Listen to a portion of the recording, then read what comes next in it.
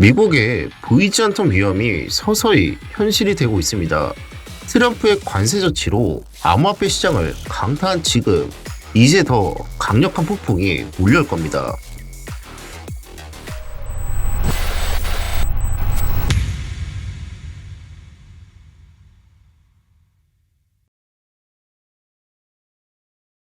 안녕하십니까, 크립토 수첩입니다. 트럼프의 관세 정책으로 인해 암호화폐 시장이 계속해서 하락하고 있습니다. 러시아와 우크라이나의 종전 협상이 긍정적인 방향으로 진행되고 있음에도 시장은 좀처럼 반등하지 못하고 있는데요. 만약 협상이 성공적으로 마무리된다면 암호화폐 시장에 긍정적인 영향을 줄 가능성이 큽니다. 하지만 이마저도 무력할 수 있는 미국의 숨겨진 거대한 악재가 도사리고 있습니다. 과연 시장은 언제쯤 반등의 기회를 잡을 수 있을까요?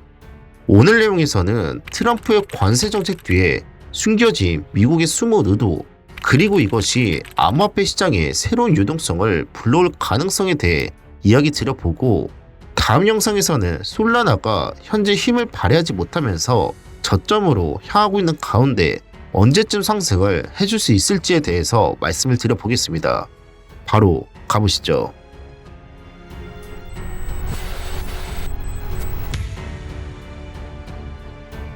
암호화폐 시장이 여전히 뚜렷한 회복세를 보이지 않는 가운데 오늘은 오랜만에 긍정적인 소식을 전해드리려고 합니다. 최근 시장 흐름을 보면 트럼프의 한마디에 따라 가격이 크게 출렁이고 있는데요. 하지만 정작 초강대국 미국이 현재 위기에 처해 있다는 사실 알고 계신가요?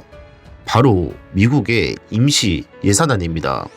임시 예산안이라 미국 의회가 연방정부의 셧다운을 방지하기 위해 일정 기간 동안 기존 예산 수준을 유지하는 임시 조치인데요. 즉, 정식 예산안이 통과되지 못했을 때 정부 운영을 계속할 수 있도록 하는 임시 방편입니다. 미국의 공식 회계연도는 매년 10월 1일에 시작됩니다. 공식 회계연도는 정부와 기업이 예산을 책정하고 회계 보고하는 12개월 단위 기간을 의미하는데요. 쉽게 설명하면 미국 정부가 1년 동안 예산을 어떻게 배분하고 사용할지 결정하는 공식적인 기관입니다. 회계연도는 정부의 예산 계획과 집행에 중요한 기준이 되는데요. 미국 정부는 국방, 복지, 교육 등 다양한 분야에 예산을 배정하는데 이 자금을 얼마나 어디에 사용할지를 결정하는 것이 바로 회계연도의 역할입니다. 예를 들어 국방부나 보건복지부 같은 기관들은 할당된 예산을 기준으로 1년간의 운영 계획을 수립하는데요. 이를 통해 각 부서는 예산을 효율적으로 활용할 수 있도록 전략을 세우게 됩니다. 또한 정부의 지출 방향을 살펴보면 경제 흐름을 예측하는 데 도움이 될 수 있는데요. 국방 예산이 증가하면 군수 산업이 활성화될 가능성이 높고, 복지 예산이 확대되며 의료 및 제약업계가 주목받을 수 있습니다. 따라서 회계연도는 단순한 예산 계획을 넘어 경제 전반에 영향을 미치는 중요한 요소라고 할 수 있습니다. 여러분께서 회계연도와 암호화폐가 무슨 상관이고 이게 어떻게 유동성을 불러올 수 있다는 거지? 라고 생각을 하실 수도 있을 텐데요. 지금부터 그 이유를 명확히 파헤쳐 볼 테니 영상 놓치지 마시고 끝까지 시청해 주시기 바랍니다. 그 전에 구독과 좋아요는 필수이신 거 아시죠? 3월 14일은 연방정부 임시예산안 만료일입니다. 예산안이 통과하지 못할 경우 셧다운이 발생이 될 수 있다는 건데요. 그렇다면 10월 1일이 회계 연도인데 3월 14일까지 기간이 미뤄진 걸까요?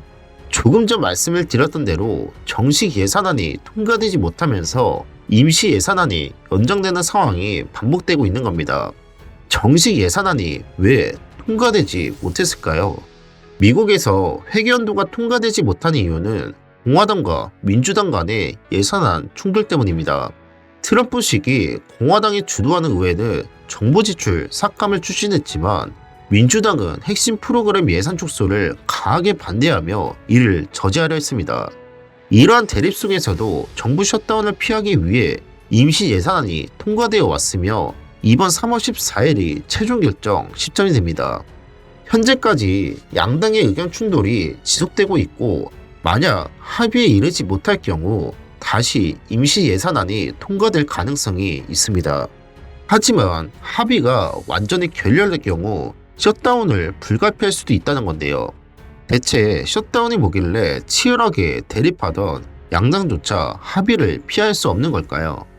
셧다운이란 미국 의회에서 예산안이 통과되지 않아 정부 운영에 필요한 자금이 확보되지 못할 경우 정보기관의 일부 또는 전체가 일시적으로 운영을 중단하는 상황을 의미합니다. 쉽게 말해 정부가 돈이 없어서 일부 업무를 멈추는 상황인데요. 예산이 통과되지 않으면 공무원 월급 지급, 공공 서비스 운영 등이 중단될 수 있습니다. 그래서 경제에도 영향을 미치고 국민 불만도 커지기 때문에 양당이 합의를 시도한다 라고 생각을 해주시면 되는데요. 만약 셧다운이 발생이 된다면 암호화폐 시장은 단기적으로 다시 한번 큰 충격에 빠질 수도 있습니다. 지난 기초 영상에서 말씀을 드린 적이 있었죠. 나라의 경제가 무너지면 해당 국가의 가치도 급락하게 된다고요. 화면에서 보이시는 것처럼 러시아, 우크라이나 전쟁 당시 러시아 루블의 가치가 크게 하락한 사례가 있었습니다. 또한 과거 미국에서 셧다운이 발생한 적이 있었는데 이때도 트럼프 재임 시기였습니다. 그렇다면 그 시기 암호화폐 시장은 어떻게 반응했을까요? 2018년 11월부터 2019년 1월까지 이어진 미국 셧다운 기간 동안 비트코인은 약 100%에 가까운 하락을 보여주었습니다. 이를 고려하면 현재 상황도 과거 패턴과 유사하게 흘러갈 가능성이 있지만 이번에는 다를 수도 있다는 겁니다. 셧다운이 발생하면 단기적으로 달러 가치가 하락할 수 있지만 비트코인은 과거와 다르게 급락하지 않을 가능성이 있는데요. 오히려 투자자들이 비트코인을 리스크 회피 수단으로 활용할 수도 있기 때문입니다. 리스크 회피 수단이라 자산 가치의 변동성을 줄이거나 손실을 방지하기 위해 투자자들이 활용하는 투자 방법이나 자산을 의미합니다. 3월 달에는 시장에 영향을 줄 수 있는 중요한 일정들이 정말 많습니다. 3월 14일 오늘 영상 주제로 담은 연방정부 임시예산안 만료일, 3월 20일 FOMC 회의로 현재 패드워치에서는 금리 동결 가능성이 더 높게 측정되고 있지만 3월 14일 임시예산안 만료가 시장 변동성을 키울 수 있는 요소라는 점을 유의해야 합니다.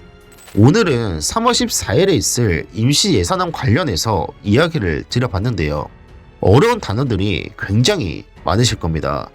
혹시라도 이해가 안 되시는 부분이 있으시면 댓글로 남겨주세요. 오늘의 내용 요약하겠습니다. 미국 연방정부 임시예산안이 3월 14일에 만료되는 가운데 예산안 통과 실패 시 정부 셧다운이 가능할 수도 있다고 말씀을 드렸고, 과거 사례를 보며 셧다운 시 경제 혼란과 함께 암호화폐 시장은 하락했지만 이번에는 비트코인이 리스크 회피 자산으로 작용해 유동성이 몰려올 수도 있다고 말씀을 드렸습니다. 오늘은 미국 경제 상황과 함께 암호화폐 시장의 흐름을 짚어봤습니다. 이번 이슈가 어떤 방향으로 전개될지 끝까지 지켜봐야 할 텐데요. 변동성이 커질 가능성이 있는 만큼 주의 깊게 대응하시길 바랍니다.